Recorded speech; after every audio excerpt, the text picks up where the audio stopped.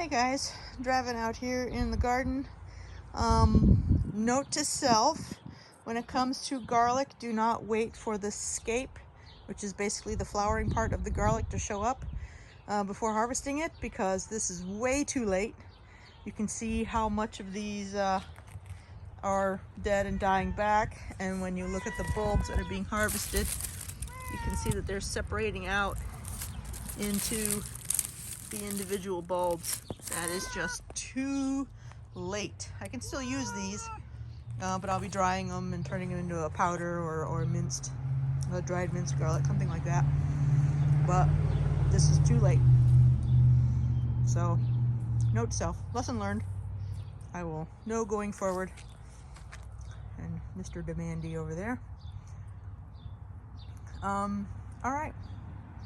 There we go, y'all. Guys, keep having fun in your gardens. Bye.